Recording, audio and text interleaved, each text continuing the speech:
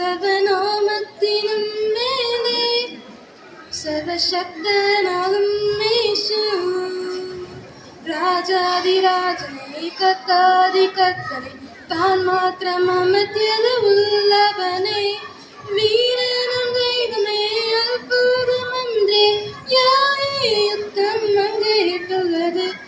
വീരനും ദൈവമേ അത്ഭുതമന്ത്രേ യുദ്ധം അങ്ങേറ്റുള്ളത്.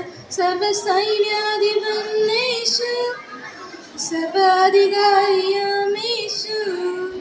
സർവനാമത്തിനും മേലെ സർവശക്തനാകും